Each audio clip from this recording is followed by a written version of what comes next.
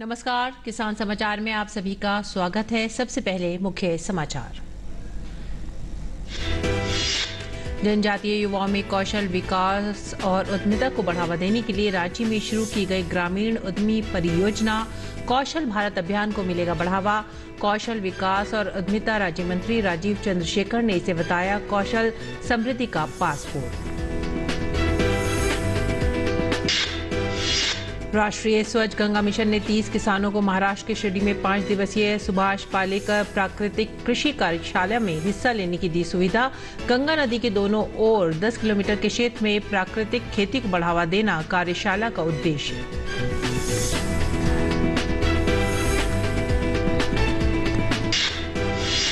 हिमाचल प्रदेश सहित कई राज्यों में बारिश का कहर जारी। ओडिशा में तेज बारिश के कारण महानदी में आई बाढ़। लगभग 70 यात्रियों को ले जा रही एक नाव पानी में बही। उत्तराखंड के ऋषिकेश में भी भारी वर्षा के कारण गंगा नदी का जल स्तर बढ़ा। मुख्य समाचार के बाद खबरें विस्तार से। प्रधानमंत्री नरेंद्र मोदी की अगुवाई वाली केंद्र सरकार ने देश के किसानों को बुधवार को बड़ा तोहफा दे दिया। केंद्रीय मंत्रिमंडल ने 3 लाख रुपए तक के शॉर्ट टर्म एग्रीकल्चर लोन पर ब्याज में 1.5% की सबवेंचर योजना को पुनः बहाल करने की मंजूरी दी। मंत्रिमंडल की मंजूरी मिलने से किसानों को कम ब्याज दर पर कर्ज मिलता रहेगा और बैंकों व कर्ज देने वाले अन्य वित्तीय संस्थानों के ऊपर इसका बोझ भी नहीं पड़ेगा। इस स्कीम से किसानों को काफी फायदा होने वाला है।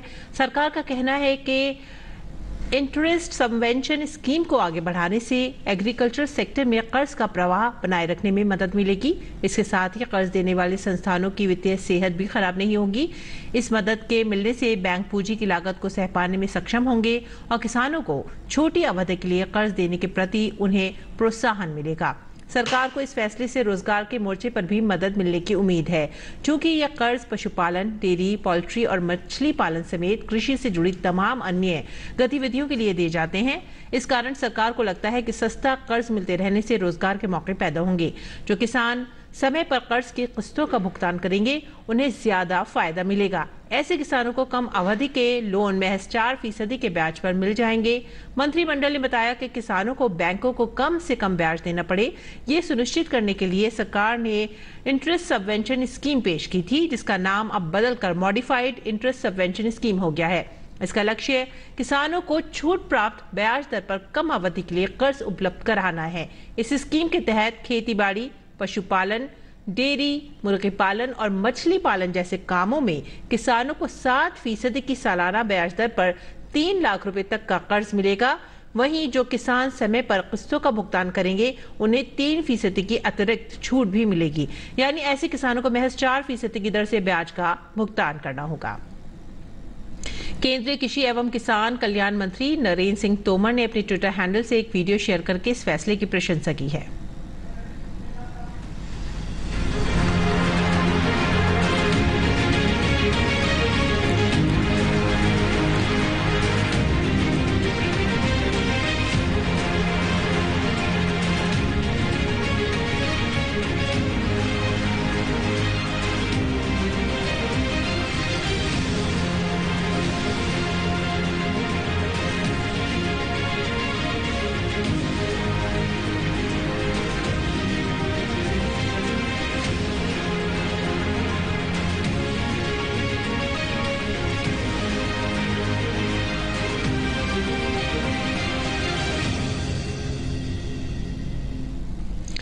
और राष्ट्रीय कौशल विकास निगम ने सेवा भारती और युवा विकास सोसाइटी के साथ साझेदारी में जनजातीय समुदायों में उनके समावेशी और सतत विकास के लिए कौशल प्रशिक्षण बढ़ाने के लिए ग्रामीण उद्यमी परियोजना के दूसरे चरण का शुभारंभ किया। इस पहल के अंतर्गत ये प्रयास भारत के युवाओं को बहुकौशल प्रदान करना और उन्हें आजीविका उपार्जन करने के लिए सक्षम बनाने के लिए कार्यात्मक कौशल प्रदान करना है।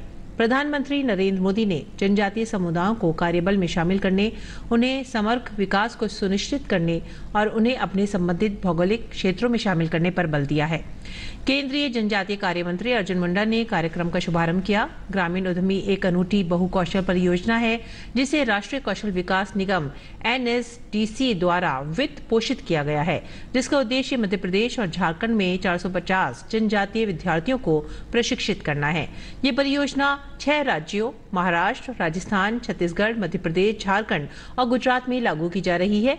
इस अवधारणा को केंद्रीय राज्य मंत्री राजीव चंद्रशेखर और आदिवासी सांसदों द्वारा कार्यान्वित किया गया है। इस अवसर पर अपने संबोधन में अर्जुन मुंडा ने कहा कि हमारा पूरा ध्यान जनजातीय आबादी के लिए स्थायी आजीविका को मजबूत करने पर है। मुंडा ने कहा कि इस कार्य के लिए विशेष रूप से आदिवासी क्षेत्रों के लिए केंद्र सरकार ने 85,000 करोड़ के बजट को मंजूरी दी है। उन्होंने कहा कि स्वामित्व बढ़ाने की भी सख्त जरूरत है ताकि ऐसी योजनाओं और पहलों के बारे में जागरूकता पैदा हो। मुंडा ने कहा कि आदिवासी युवाओं में इतनी शक्ति और क्षमता है कि हमें बस इतना ही करना है कि वो अपनी प्रतिभा का सही जगह उपयोग कर सकें। उन्होंने कहा कि ग्रामीण उद्यमी परियोजना झारखंड के जनजातीय समुदायों के लिए बड़ा बदलाव करने वाली साबित होगी और उन्हें अपने पैरों पर खड़ा होने के सही अवसर प्रदान करेगी। उन्हें ग्राम पंचायतों, गांवों और प्रखंडों से युवाओं की प्रगति के लिए इन पहलों को लाने का आग्रह किया। कौशल विकास और उद्यमिता राज्य मंत्री और इलेक्ट्रॉनिक्स और सूचना प्रौद्योगिकी राज्य मंत्री राजीव चंद्रशेखर ने वर्चुअल माध्यम से इस कार्यक्रम को संबोधित किया। हमारे युवाओं के ऊर्जा और उनके अपॉर्चुनिटीज के लिए एक पासपोर्ट बनेगा। ट्राइबल एरियाज में युवाओं का कौशल विकास न होने के कारण उन्हें रोजगार के उचित अवसर नहीं मिल पाते, इसलिए हमारे युवाओं को शहरों की तरफ पलायन करना पड़ता है। जनजातीय जिलों में opportunities for jobs, self employment, entrepreneurship create करने के लिए कि हम मिनिस्ट्री ऑफ स्किल डेवलपमेंट द्वारा इस विलेज इंजीनियर प्रोग्राम को हम शुरू किया गया है। इस प्रोग्राम से हमारे जनजातीय युवाओं को मल्टीपल स्किल ट्रेनिंग की दी जाएगी ताकि वे लोकल विलेज इकोनॉमी और लोकल इकोनॉमी में एक्टिवली कंट्रीब्यूट कर सकें। प्रधानमंत्री मोदी जी का कहना है आत्मनिर्भर भारत का रास्ता जाता है आत्मनिर्भर गांव से। आत्मनिर्भर गांव के लिए हमारे युवाओं को आत्मनिर्भर होना बहुत जरूरी है और इस आत्मनिर्भरता के लिए स्किलिंग की एक पासपोर्ट टू प्रॉस्पेरिटी बनेगा। और अगली खबर, राष्ट्रीय स्वच्छ गंगा मिशन 18 से 22 अगस्त 2022 तक शिरडी महाराष्ट्र में आयोजित होने वाले सुभाष पालेकर प्राकृतिक खेती प्रशिक्षण एवं कार्यशाला शिविर में गंगा बेसिन के लगभग 30 किसानों को एक्सपोजर यात्रा की सुविधा प्रदान कर रहा है।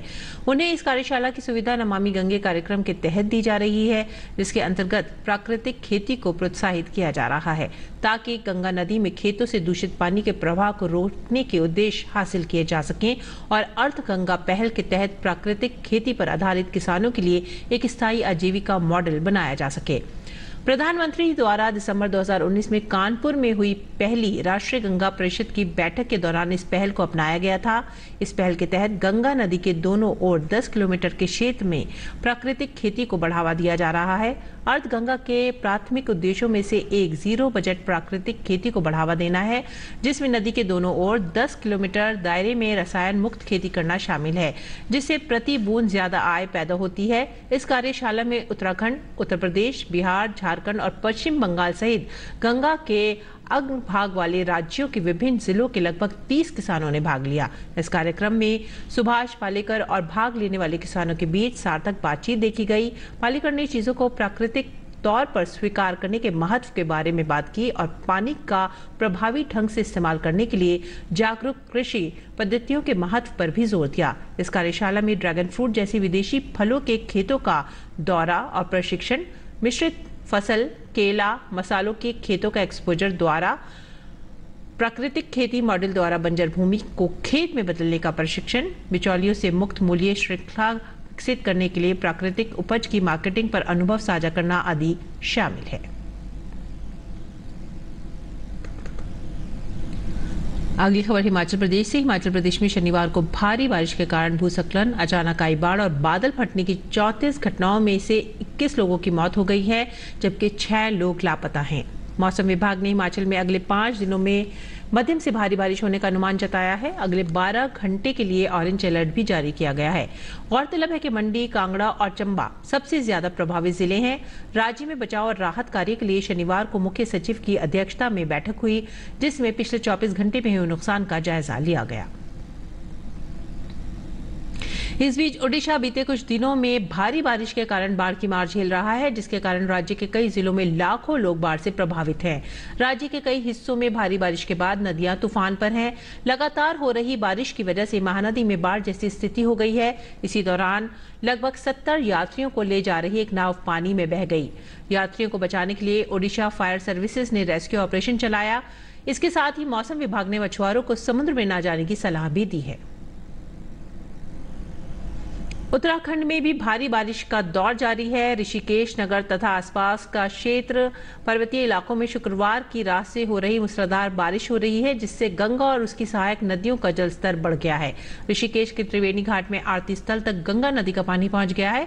यहां आपदा प्रबंधन दल अलर्ट मोड पर है। मौसम को देखते हुए प्रशासन की ओर से गंगा और उसकी सहायक नदियों के तट क्षेत्र में रहने वाले लोगों को अलर्ट कर दिया गया है। प्रशासन की ओर से स्थानीय पुलिस, आपदा प्रबंधन दल और तहसील की टीम को अलर्ट जारी किया गया है। वहीं सभी जगहों से रिपोर्ट भी ली जा रही है। उत्तराखंड के पौड़ी गढ़वाल में भारी बारिश के बाद एक रिजॉर्ट में फंसे लोगों के लिए एसडीआरएफ द्वारा राहत बचाव अभियान चलाया गया। वहीं दूसरी ओर भारी बारिश के कारण पानी बढ़ने के बाद एसडीआरएफ की टीम ने पौड़ी गढ़वाल में एक रिजॉर्ट में फंसे एक परिवार को भी बचाया।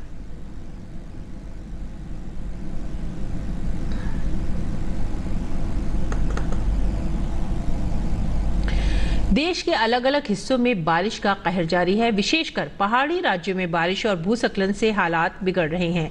हिमाचल प्रदेश, उत्तराखंड, जम्मू कश्मीर में बारिश के कारण कुछ लोगों की जान भी गई है। जम्मू कश्मीर में पीर पंजाल पर्वत श्रृंखला के ऊपरी इलाकों में मूसलाधार बारिश के कारण राजौरी जिले में दारहाली नदी में बाढ़ जैसी स्थिति हो गई है।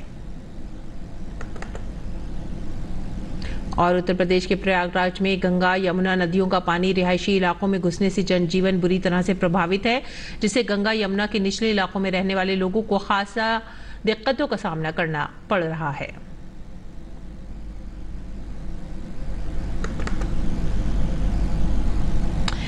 अबू झमाड़ के बारे में अगर आप जानते होंगे तो यहाँ की परिस्थितियों के बारे में भी थोड़ा बहुत सुना होगा। घने जंगल, पहाड़ और घाटियां अबू झमाड़ का दूसरा नाम है।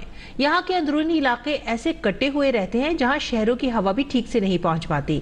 यहाँ रहने वाली जनजाति अपने में मस्त रहती है, पर कुछ बदलाव अच्छे के लिए भी होते हैं, जैसे छत्तीसगढ़ के अबू झमाड़ में हुआ है। यहाँ नारायणपुर जिले के अंदरूनी क्षेत्रों तक मोबाइल टावर और इंटरनेट सर्विस शुरू हो गई है, जिसके बाद अब अबू झमाड़ स्मार्टर हो गया है। हमारी ये खास रिपोर्ट।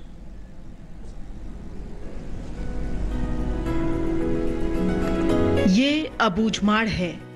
अबूझ जिसको समझना असंभव हो, और माड़ यानी गहरी घाटियां और पहाड़। छत्तीसगढ़ के नक्सल प्रभावित जिले नारायणपुर में स्थित अबूझमाड़ का कुछ हिस्सा महाराष्ट्र और कुछ आंध्र प्रदेश में आता है। यहाँ रहने वाली माड़िया जनजाति अपने आप में रहना पसंद करती है। अब से कुछ समय पहले तक छत्तीसगढ़ के इस इलाके ने वो दौर देखा है जब यहाँ के लोगों को मोबाइल पर बात करने के लिए 3-4 किलोमीटर दूर जाना पड़ता था। पेड़ों पर चढ़कर या ऐसे ही किसी अजीबोगरीब लोकेशन पर नेटवर्क मिलता था। पर अब गांव में 4G आ गया है, तो गांव के लोग व्हाट्सएप और बाकी सोशल मीडिया को पहचानने लगे हैं। देश दुनिया में होने वाली हलचल से खुद को अपग्रेड कर रहे हैं। नहीं चलता था वो, मात्र वहाँ कुकड़ा झोर जाता तभी चलता था, नीचे घाटी नीचे। अब नेट चालू हो गया है। अभी नेट चालू है। व्हाट्सएप वगैरह जो आता था उधर से कोई लिंक भेजते थे, जैसे वो कुछ कहीं फील्ड जाने का होता था, तो सब चीज़ का भी ये हो गया, यहीं पे डाउनलोड करके देख लेते हैं समय सरणी वगैरह। वीडियो कॉल भी लग जाता है। हाँ, वीडियो कॉलिंग से। नारायणपुर से लेकर ओरछा तक और दूसरे रूट में जब अबूझमाड़ के इलाके में जाते हैं तो कुरुसनार और आकाबेड़ा तक इंटरनेट की सर्विस शुरू हो गई है। नक्सलियों के हेडक्वार्टर कहे जाने वाले अबूझमाड़ के बच्चे अब YouTube और गूगल से वाकिफ हो गए हैं। इनकी मदद से नए नए प्रोजेक्ट सीख और बना रहे हैं। यहीं से कुछ व्हाट्सअप करना है तो यहीं से कर देते हैं, स्कूल कार्य से, अन्य विभागीय इससे। और गांव वाले तो बहुत खुश हैं सर। जी वीडियो देख लेते हैं। अभी जो छोटा फोन था, अभी तो सभी लोग बड़े बड़े फोन लेना चालू कर दिए हैं सर। आकाबेड़ा में मोबाइल टावर लगने के बाद स्थिति ऐसे तेजी से बदल रही है जिस पर यकीन करना मुश्किल होता है। पहले इस हार्डकोर नक्सल एरिया में इंटरनेट पर आए मटेरियल को डाउनलोड करने के लिए कई किलोमीटर दूर नारायणपुर जाना पड़ता था। ऑनलाइन पढ़ाई और ट्रांजैक्शन की बात एक सपना थी, पर अब अबूझमाड़ के गांव स्मार्ट हो गए हैं। अभी जिन भी क्षेत्रों में हमने नेट लगाया है, जैसे वो मसाहती खसरे का हो या इसमें ये डिमांड ड्रिवन है। जहाँ पे हमारा नेट पहुंचा है उसके बगल के गांव वाले अब हमारे पास आ रहे हैं कि या तो आप उसकी रेंज बढ़ाइए या फिर आप हमारे यहाँ एक अलग नया एक टावर लगाइए। तो उससे हमको फायदा हो रहा है।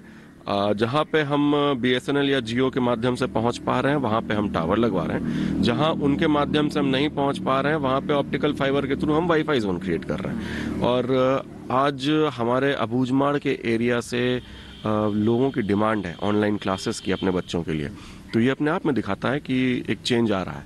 बहुत जल्दी हमारा पूरा इलाका इंटरनेट कनेक्टिविटी से कवर हो जाएगा। आकाबेड़ा और कोकामेटा के बीच चॉइस सेंटर खोलने का भी योजना बनाई गई ताकि वहाँ के लोगों को अब किसी भी पैसे का ट्रांजैक्शन करना हो या और कोई भी सुविधा लेनी हो, शासकीय योजनाओं का लाभ लेना हो, तो उन्हें अब नारायणपुर जो काफ़ी दूर हो जाता था, लगभग 30 से 35 किलोमीटर उसको आना पड़ता था, वो आने में आना नहीं पड़ेगा, बल्कि ये सुविधाएं उनको वहीं पे मिलेगी।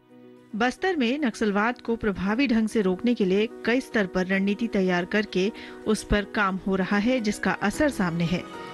फिर वो चाहे गांव के आम लोग हों या पैरामिलिट्री फोर्स के जवान, सबके चेहरों पर एक अजीब सी खुशी की लहर है। सबके सामने अपने जीवन को और बेहतर करने के लिए कई तरह के विकल्प मौजूद हैं। Bureau report, DD news.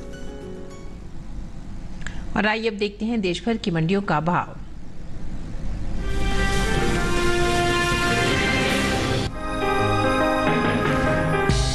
कृषि उपज मंडियों में शनिवार को मूंगफली के सौदों में उठापटक के साथ कारोबार हुआ। बात आवक की करें तो दूसरी कृषि उपज मंडियों के मुकाबले उत्तर प्रदेश की मंडियों में मूंगफली की आवक अधिक देखने को मिली। एक्मार्क नेट के मुताबिक उत्तर प्रदेश की फर्रुखाबाद मंडी में 19 अगस्त को हाइब्रिड मूंगफली का भाव रहा 5,850 रूपए। 20 अगस्त को इसके सौदों में 50 रूपए की तेजी आई और भाव हो गया 5,900 रूपए। जबकि राज्य की ही महोबा मंडी में इस दौरान मूंगफली के सौदों में नरमी के साथ कारोबार हुआ। यहाँ 19 अगस्त को मूंगफली का भाव रहा 5,360 रूपए। 20 अगस्त को इसके सौदे 5 रूपए लुढ़क कर 5,355 रूपए पर हुए। वहीं राज्य की ही मैनपुरी मंडी में लोकल मूंगफली के भाव में बढ़त देखने को मिली। यहाँ 19 अगस्त तक लोकल मूंगफली का भाव रहा 4,835 रूपए। 20 अगस्त को इसके सौदों में 165 रूपए का उछाल आया और भाव हो गया 5,000 रूपए। घरेलू स्तर पर इस साल कुल मूंगफली की पैदावार में कमी देखने को मिल सकती है। बीते साल के मुकाबले साल 2021-22 के दौरान मूंगफली की उपज में 1,38,000 टन की कमी होने का अनुमान जताया गया है, जिसका असर कृषि उपज मंडियों में मूंगफली के बाजार भाव पर पड़ सकता है। कृषि मंत्रालय की ओर से 16 अगस्त को जारी चौथे अग्रिम अनुमान के मुताबिक साल 2021-22 के दौरान मूंगफली की कुल उपज 1,01,06,000 टन रहने का अनुमान है, जबकि बीते साल इस दौरान मूंगफली की पैदावार 1,02,44,000 टन रही थी। बात निर्यात की करें तो एपीडा की ओर से जारी ताज़ा आंकड़ों के मुताबिक साल 2022 में अप्रैल से मई महीने के दौरान देश से होने वाले मूंगफली के निर्यात में कमी देखने को मिली है। बीते 2 महीने के दौरान मूंगफली का निर्यात 3,000 टन से ज्यादा घटा है। साल 2022 में अप्रैल से मई के दौरान मूंगफली का निर्यात 84,113 टन का हुआ है, जबकि बीते साल इस दौरान मूंगफली का निर्यात 87,368 टन रहा था।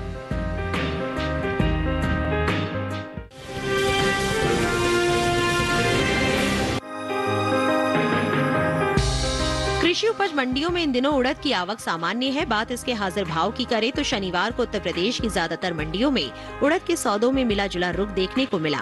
कहीं भाव चढ़े कहीं उतरे, जबकि कुछ मंडियों में इस दौरान उड़द के सौदों में नरमी के साथ कारोबार हुआ। एगमार्क नेट के मुताबिक उत्तर प्रदेश की आगरा मंडी में 19 अगस्त को उड़द का भाव रहा 7,625 रूपए।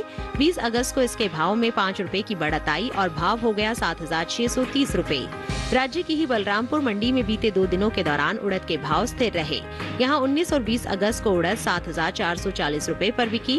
गोंडा मंडी में 19 अगस्त को उड़द का भाव था 7,430 रूपए। 20 अगस्त को इसके सौदों में कोई बदलाव देखने को नहीं मिला और भाव 7,430 रूपए पर बना रहा। हाथरस मंडी में उड़द के सौदों में बढ़त के साथ कारोबार हुआ। यहाँ 17 अगस्त को उड़द का भाव रहा 7,460 रूपए। 20 अगस्त को इसके सौदे 100 रूपए मजबूत होकर 7,560 रूपए पर हुए।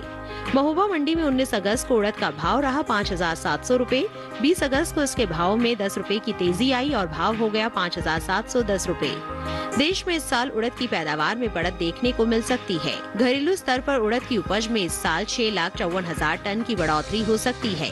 कृषि मंत्रालय की ओर से हाल ही में जारी चौथे अग्रिम अनुमान के अनुसार साल 2021-22 के दौरान उड़द की पैदावार 28 लाख टन के पार जा सकती है, जबकि बीते साल इस दौरान उपज 22,30,000 टन ही रही थी।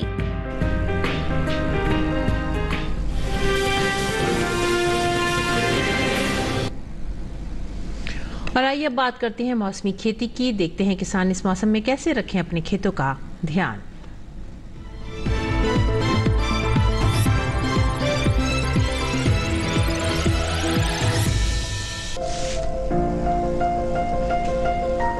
उत्तर प्रदेश के पश्चिमी मैदानी, मध्य पश्चिमी मैदानी और तराई इलाके में कम बारिश होने के कारण पैदावार में कमी आ सकती है।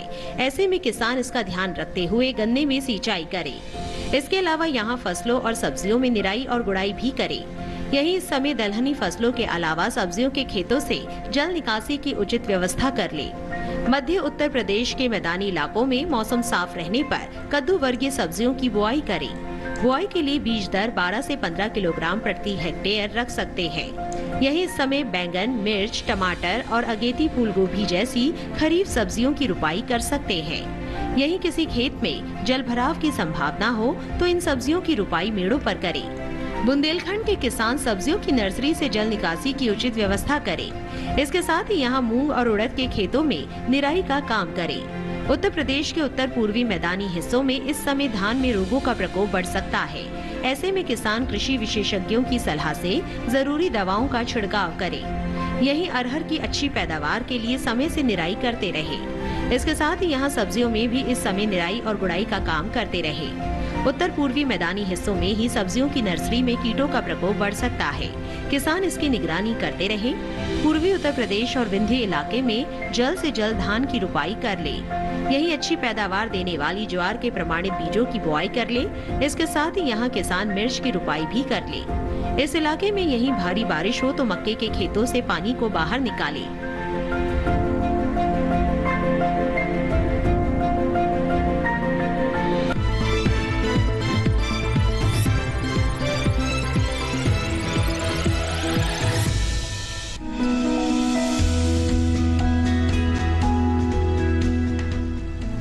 शलजम को वैसे तो सभी तरह की मिट्टी में बोया जा सकता है, लेकिन दोमट मिट्टी सबसे उत्तम होती है। शलजम के खेत से जल निकासी की समुचित व्यवस्था जरूरी है। पूसा कंचन, पूसा श्वेता और पंजाब श्वेत, पूसा स्वर्णिमा और स्नोबॉल इसकी प्रमुख किस्में हैं। 1 हेक्टेयर खेत के लिए 3 से 4 किलोग्राम बीज पर्याप्त होता है। बुआई कतारों में करें, लेकिन बरसात के मौसम में मेड़ों पर लगाना ज्यादा अच्छा रहेगा। कतार से कतार की दूरी 30 से 45 सेंटीमीटर यानी 1.5 से 2.5 हाथ रखें, जबकि बीज से बीज की दूरी 10 से 15 सेंटीमीटर यानी आधे से पौना हाथ। बुआई के 8 से 10 दिन बाद पहली सिंचाई करें। उसके बाद जरूरत पड़ने पर 10 से 12 दिन के अंतराल पर पानी देते रहें। बोने के 25 से 30 दिन बाद मिट्टी चढ़ा दें। इसकी 2 से 3 निराई और गुड़ाई करनी पड़ती है। शलजम में व्हाइट रस्ट, सर्कोस्पोरा, पीला रोग, ऑल्टरनेरिया और पर्ण अंगमारी जैसी बीमारियां हो सकती हैं। शलजम में माहू, मूंगी, बालदार कीड़ा, सुंडी, आरा मक्खी और डायमंड बैक मोथ जैसे कीट भी हमला कर सकते हैं।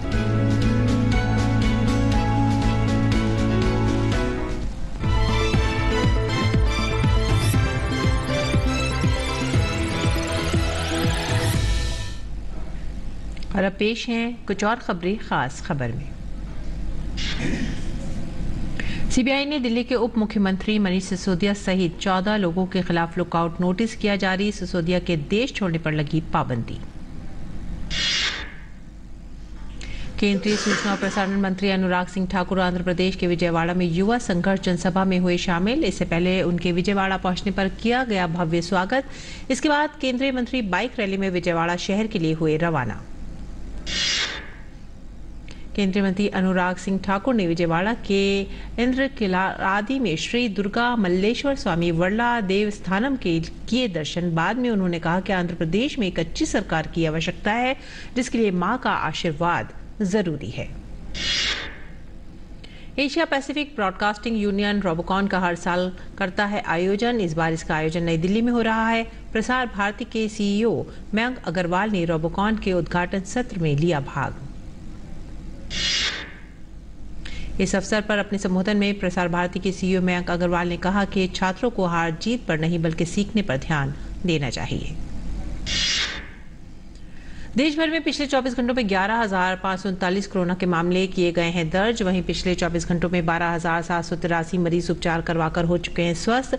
देश रिकवरी रेट 98.59% हुआ। वहीं साप्ताहिक पॉजिटिविटी रेट वर्तमान में 3.88% किया गया दर्ज।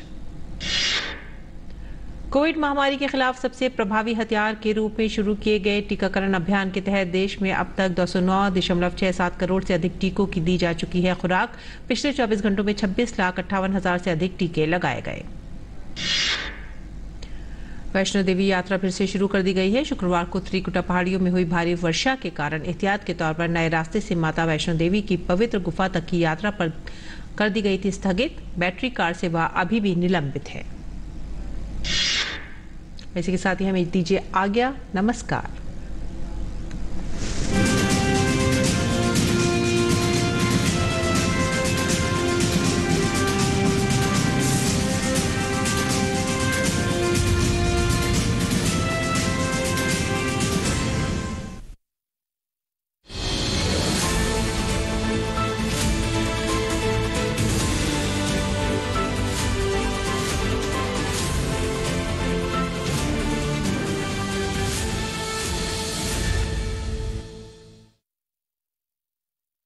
जानेंगे क्या है किस